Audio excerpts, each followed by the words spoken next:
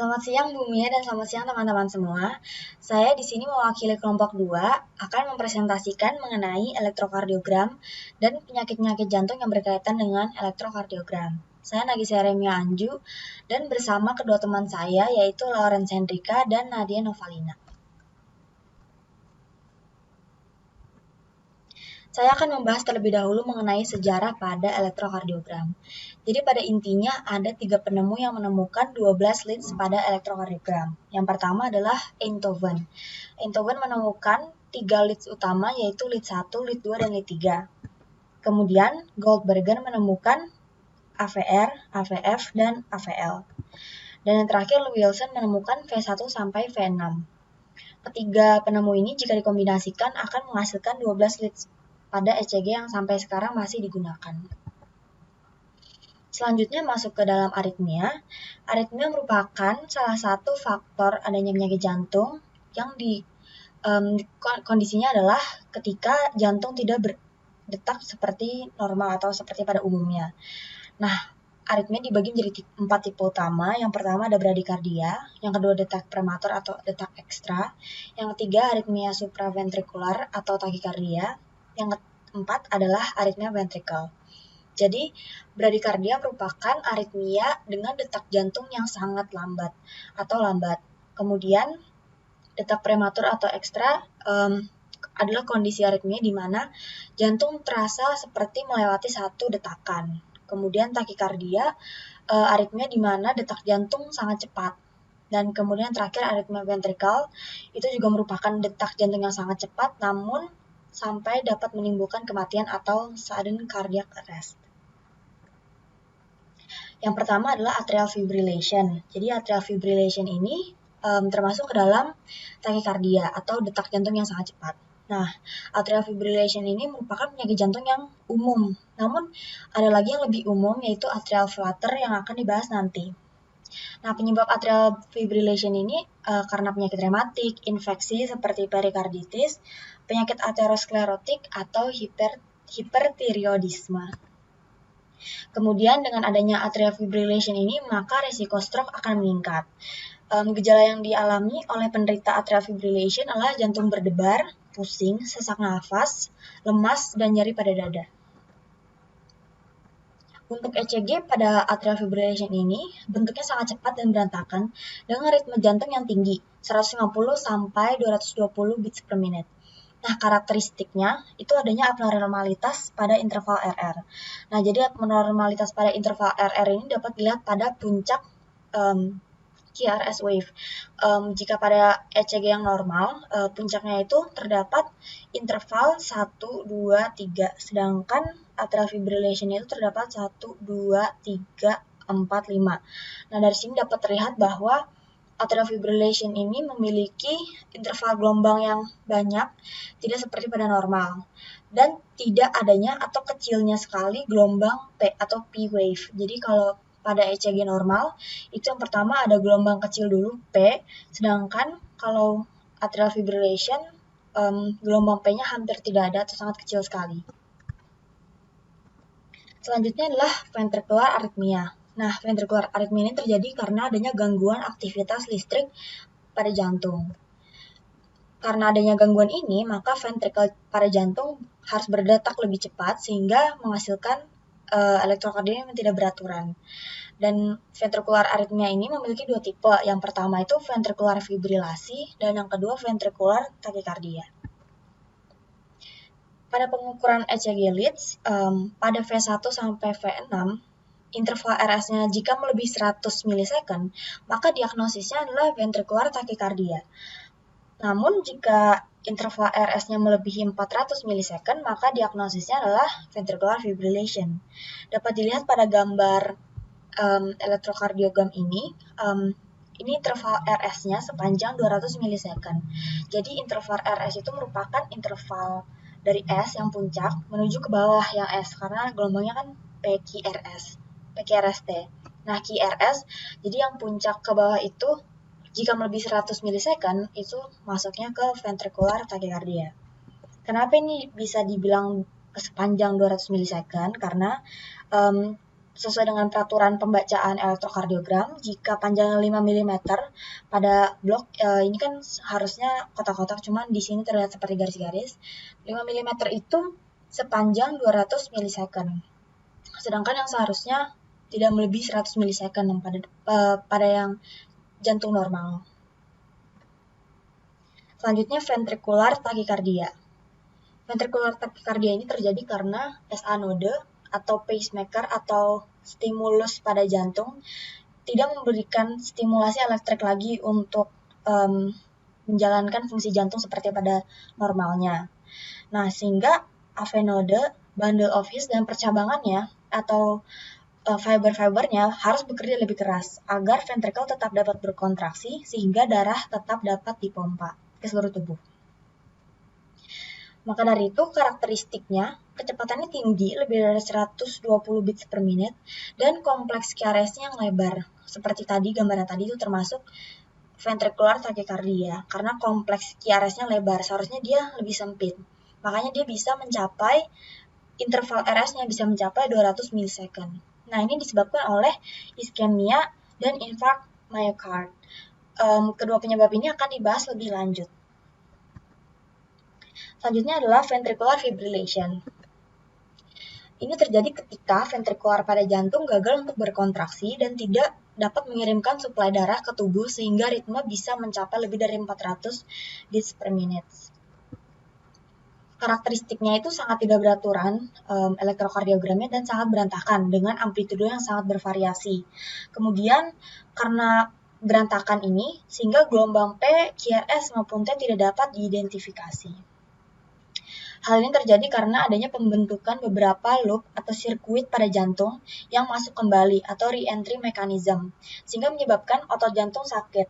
Jadi re-entry mechanism ini seharusnya pada jantung yang normal, rangsangan jantung dari atrium ke ventricle, tetapi pada re-entry ini mekanismenya balik lagi dari ventricle ke atrium lagi. Nah, ini terjadi karena adanya katup pada jantung. Kalau katup yang kanan itu tricuspidalis, sedangkan kalau katup yang kiri itu mitral. Nah, sehingga ECG-nya itu jadi berantakan seperti ini. Ini dapat meningkatkan resiko yang tadi sudah saya jelaskan sebelumnya, yaitu meningkatkan kematian atau sudden cardiac arrest. Kemudian ada infarct myocard.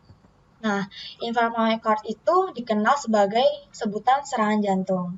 Jadi, infarct myocard ini terjadi karena adanya penyempitan pembuluh darah, lalu aliran darah ke arteri koronari menurun, jadi suplai darahnya kurang. Karena suplai darahnya kurang ke jantung, sehingga suplai oksigennya pun kurang, maka sel otot jantungnya pun rusak. Penyebab dari penyempitan pembuluh darah itu karena adanya penumpukan plak, lemak jenuh, ataupun lemak trans pada dinding pembuluh darah. Karakteristiknya pada elektrokardiogram, QRS kompleks dan T-wave itu tidak memiliki kedalaman yang signifikan. Gelombang S dan T pun terlihat kontinu. Jika dilihat pada gambar ini, seharusnya yang tadi QRS itu dari R ke S itu harusnya lebih ke dalam sampai ke bawah, baru naik lagi dengan gelombang T. Namun di sini dia tidak memiliki kedalaman yang signifikan, sehingga S dan T-nya terlihat kontinu. Nah, ini disebut sebagai ST elevation. ST elevation ini dapat mudah dilihat pada elektrokardiogram, sehingga jika terdapat ST elevation, itu merupakan diagnosisnya infarct myocard. Nah, yang terakhir adalah atrial flutter. Atrial flutter ini terjadi karena detak jantung yang meningkat, sehingga pada elektrokardiogram, gelombang akhir dari T dan awal P seperti menghilang. Nah, ini disebut sebagai atrial flutter. Hal ini juga disebabkan karena adanya re-entry mechanism yang tadi sudah dijelaskan, bahwa sirkuit pada jantung, ventricle-nya yang harusnya hanya dari atrium ke ventricle, ini balik lagi dari ventricle ke atrium. Nah, karakteristiknya itu ada sawtooth yang dapat terlihat jelas pada lead 2, lead 3, AVF, V1, V2, dan V3 dengan perbandingan 2:1 dan 3:1. Maksudnya bagaimana? Jadi sawtooth ini jika dilihat pada atrial flutter yang warna merah ini, setelah dari R ke S itu ada lekukan pertama, kemudian naik lagi, lalu ada lekukan kedua. Nah, ini dinamakan sawtooth yang negatif. Jadi, re-entry-nya itu counterclockwise. Sedangkan kalau yang hijau di sini, itu dari puncak R ke S itu naik dulu, baru turun lagi, naik lagi.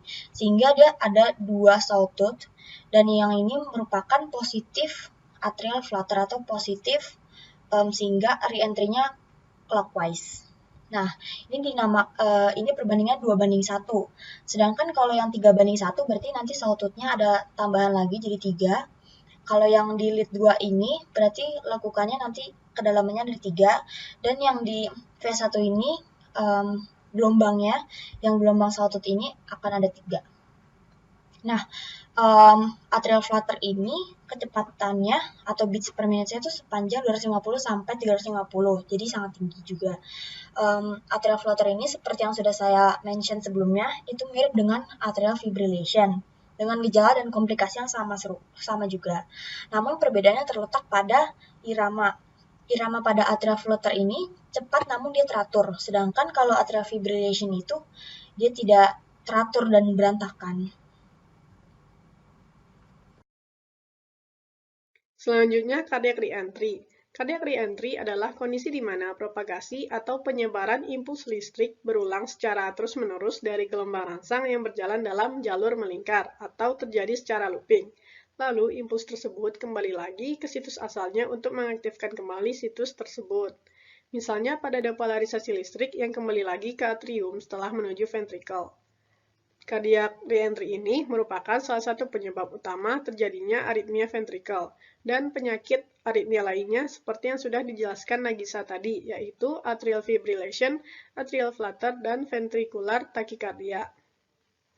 Cardiac reentry ini terjadi akibat kegagalan aktivasi sekelompok serat atau fiber otot pada jantung selama gelombang depolarisasi berlangsung. Bentuk cardiac reentry yang sering terjadi adalah Purkinje fibers di ujung his bundle.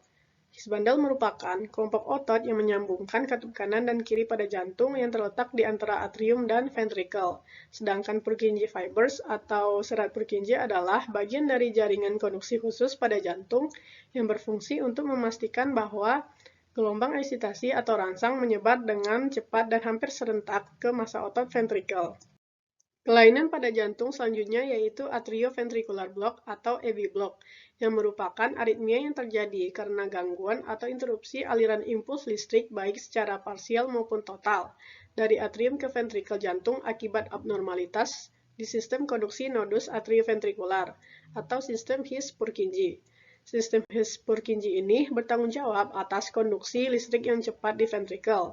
Sistem ini menyampaikan impuls listrik dari simpul atrioventrikular ke sel otot dan mengkoordinasikan kontraksi ventrikel untuk memastikan fungsi pompa jantung yang tepat. Hambatan aliran impuls listrik pada AV block biasanya disebabkan dua hal. Yang pertama yaitu karena penyakit bawaan atau kongenital seperti kelainan konduksi jantung baik dengan atau tanpa kelainan anatomis. Yang kedua yaitu karena kondisi atau penyakit yang didapat, seperti penuaan, iskemia, infeksi, penyakit autoimun, dan penyakit iatrogenik, baik disebabkan karena obat-obatan maupun tindakan medis. Atrioventricular block memiliki beberapa tipe block, yaitu yang pertama AV block derajat ke-1, yang terjadi ketika semua impuls dari atrium yang mencapai ventricle sedikit lebih lambat dari biasanya, yang ditandai dengan PR interval besar dari 0,2 detik pada orang dewasa dan besar dari 0,16 detik pada anak-anak dengan irama sinyal yang regular. Kemudian, apabila interval QRS-nya itu sempit, maka terdapat gangguan konduksi di nodus atrioventrikular atau di atria. Sedangkan apabila interval QRS-nya itu lebar, maka terdapat gangguan konduksi di sistem His-Purkinje. Berikut merupakan contoh gambar sinyal EKG dari AV block derajat 1. Sebenarnya, sinyal ini mirip dengan sinyal EKG normal, cuma perbedaannya itu terdapat pada interval PR yang lebih lama dari biasanya, yaitu besar dari 0,2 detik pada orang dewasa. Cara menghitung lama interval sinyal EKG ini bisa dilihat pada gambar ini, bahwa blok paling kecil bernilai 0,04 detik. Tipe yang kedua yaitu AV block derajat 2 yang terjadi ketika beberapa impuls dari atrium gagal mencapai ventricle sehingga menyebabkan adanya drop beat atau detak jantung yang tidak beraturan atau detak jantung yang kehilangan ritme. AV block derajat 2 ini terbagi menjadi MOBIS 1 dan MOBIS 2. Karakter dari MOBIS 1 yaitu interval P ke P-nya konstan dan interval P ke R-nya progresif, serta terdapat drop beat, seperti yang terlihat pada gambar bahwa interval P ke R-nya semakin memanjang pada setiap denyut. Sedangkan karakteristik untuk MOBIS 2 yaitu sama interval P ke P-nya konstan dan juga terdapat drop beat, tetapi pemanjangan interval P ke R-nya itu konstan, seperti yang terlihat pada gambar.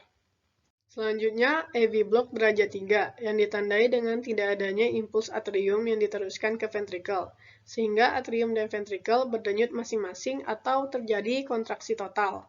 Karakteristiknya yaitu interval P ke P-nya konstan dan interval R ke R-nya juga konstan. Dan tidak ada hubungan antara gelombang P dan QRS kompleks, seperti yang terlihat pada gambar. Jadi, walaupun interval QRS-nya itu berubah-ubah, tetapi interval P ke P dan R ke R-nya tetap konstan. Tipe selanjutnya, bundle branch block, yaitu kondisi ketika impuls listrik yang berjalan melalui ventricle lebih lambat dari biasanya, karena adanya blok atau hambatan di jalur listrik atau adanya kerusakan konduksi di salah satu bundle branch, baik yang kanan maupun yang kiri, sehingga menyebabkan kompleks QRS berbentuk aneh dengan durasi yang sangat lama, seperti yang terlihat pada contoh gambar perubahan EKG dari miokardia infraksi akut yang terkait dengan bundle branch block. Bundle branch block terbagi menjadi dua, yaitu yang kanan dan yang kiri. Karakteristik untuk yang kanan atau right bundle branch block yaitu durasi QRS-nya itu besar dari 0,12 detik. Dan gelombang seluruh S-nya terdapat pada lead 1, lead AVL, lead V5, dan lead V6, dan depolarisasi menjauh dari lead ini, sedangkan gelombang R monoformiknya terjadi pada lead V1 hingga V3, dan depolarisasi bergerak menuju lead ini. Untuk karakteristik bundle branch block yang kiri, durasinya sama, durasi QRS-nya sama, yaitu 0,12 detik, dengan gelombang R dan gelombang S-nya berkebalikan dengan bundle branch block yang kanan. Kelainan pada jantung selanjutnya yaitu Wolff-Parkinson-White syndrome atau WPW syndrome, yang merupakan kondisi yang ditandai dengan jalur listrik abnormal di jantung melalui jalur aksesori atau bundle CAN, yang menyebabkan terganggunya ritme normal jantung atau terjadi aritmia. Sindrom WPW ini disebabkan karena berlalunya aktivasi dari sindrom langsung ke otot ventricle melalui jalur abnormal atau bundle CAN.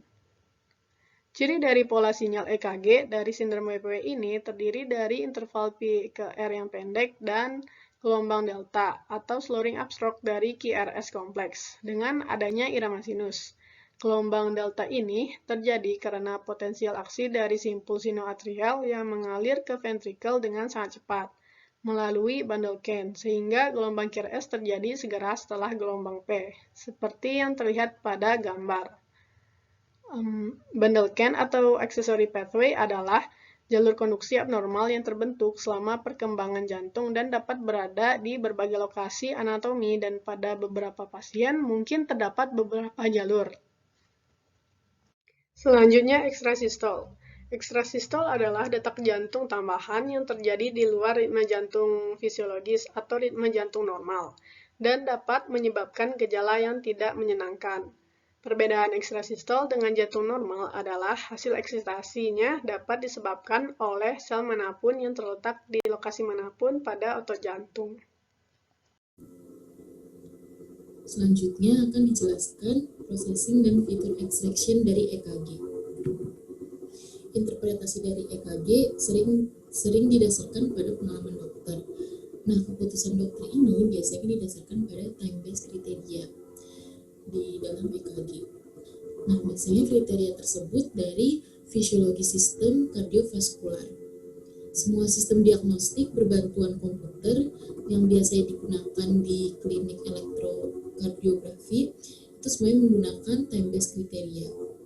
Selain menggunakan time-based kriteria ini, pemrosesan sinyal juga berperan di sini. Nah, dengan bantuan komputer, EKG memberikan akurasi lebih dari 90% dalam mengenali penyebab listrik dan hemodinamik. Sebagian besar interpretasi diagnostik adalah pengukuran interval waktu tentang bentuk gelombang yang mengungkapkan penyebab mendasar dari komplikasi hemodinamik tersebut. Nah, penting juga dicatat kalau untuk mengukur kriteria berbasis waktu ini, sistem berbantuan komputer dapat memberikan pengukuran dan deskripsi yang andal dan akurat dari pengukuran berbasis waktu seperti durasi siklus jantung. Nah, lebih khusus lagi, teknik pemrosesan sinyal dapat menghitung interval waktu yang lebih akurat dan menganalisis angka yang dihasilkan. Nah, selanjutnya ada fitur domain waktu yang paling Nah, fitur domain waktu yang paling signifikan dalam EKG adalah durasi siklus jantung. Durasi siklus jantung seringkali diperoleh dengan mengukur rentang waktu dari satu gelombang R ke gelombang berikutnya. Interval waktu gelombang QRS sebagai waktu gelombang Schage dan interval waktu gelombang TP sebagai pemisahan waktu di antara gelombang. Fitur domain waktu yang penting adalah interval kompleks QRS. Secara umum, kompleks QRS diidentifikasi oleh bentuk karakteristik dan konstanta waktu yang relatif stabil di dalam polanya. Fitur lain adalah interval waktu antara gelombang T dan gelombang P. Pentingnya pengukuran ini menunjukkan pemisahan antara dua peristiwa penting, yaitu denyut nadi dari node sinus yang diekspresikan dalam gelombang P dan fenomena repolarisasi yang merupakan asal mula gelombang T. Selanjutnya ada frekuensi domain analisis. Dalam bentuk gelombang EKG, kompleks QRS sebagai wilayah frekuensi tinggi dan gelombang PT merupakan komponen dari frekuensi rendah. Nah, segmen ST di EKG dibatasi waktu dengan sebagian besar segmen ST itu berfrekuensi rendah. Nah, untuk EKG normal dan EKG abnormal seringkali memiliki frekuensi yang sangat berbeda. Hal ini disebabkan karena detak jantung normal berada pada kisaran 60-100 beats per menit. Fibrilasi dapat melebihi 200 beats per menit. Selain perbedaan frekuensi, jalur depolarisasi dan repolarisasi juga berubah dalam kondisi sakit, yang dimana membutuhkan bandwidth frekuensi yang jauh lebih luas untuk menggambarkan setiap fenomena yang berbeda. Nah, di dalam gambar ini, EKG standar dapat dijelaskan dengan 8 harmonik pertama dari detak jantung di domain Fourier. Ini memberikan representasi dasar seperti yang ditunjukkan pada gambar 9.18. Nah, pada gambar 9.18a menunjukkan rekaman 9 elektroda untuk EKG normal. Dan gambar 9.18b mengilustrasikan superposisi dari 8 harmonik pertama yang merekonstruksi EKG. Nah, setiap penyimpangan frekuensi tinggi dari EKG normal seringkali membuat variasi dalam EKG yang membutuhkan jumlah harmonik jauh lebih besar untuk menggambarkan fitur frekuensi domain EKG. Lalu ada analisis frekuensi. Analisis frekuensi ini harus mencakup minimal dari rentang frekuensi 0 hingga 100 Hz untuk EKG normal. Aritmia mungkin memerlukan analisis frekuensi hingga 200 Hz. Namun memasuki spektrum frekuensi yang lebih tinggi, spektrum akan didominasi oleh noise dan tidak akan memberikan informasi tambahan. Penyakit yang sering terdeteksi dalam domain frekuensi adalah takikardia sinus. Takikardia sinus ini terjadi ketika ritme sinus yang lebih tinggi dari 100 beats per menit. Kondisi tersebut disebabkan oleh gagal jantung kongestif. Lalu untuk selanjutnya di sini ada sinus aritmia. Sinus aritmia ini terjadi jika ritme sinus tidak teratur pada interval PP dan interval PP atau RR terpanjang melebihi interval terpendek sebesar 0,16 detik. Nah, kondisi ini sering terjadi pada remaja dan pra-remaja. Salah satu asal potensial dari aritmia sinus ini adalah saraf yang mengatur pernafasan serta irama jantung. Pada pendeteksian sinyal jantung janin selama kehamilan, jenis EKG recordings yang berbeda dari leads yang ditempatkan di perut ibu digunakan untuk memantau EKG janin. Bentuk gelombang EKG ibu yang diamati tidak selalu noise, tetapi sebenarnya terjadi pada EKG janin. Nah, EKG ibu akan mengalahkan sinyal janin karena EKG janin berdaya relatif rendah. Selain itu, akan ada beberapa sumber interferensi. Nah, di gelombang P dan T dari EKG ibu dapat dengan mudah diidentifikasi dalam banyak kasus.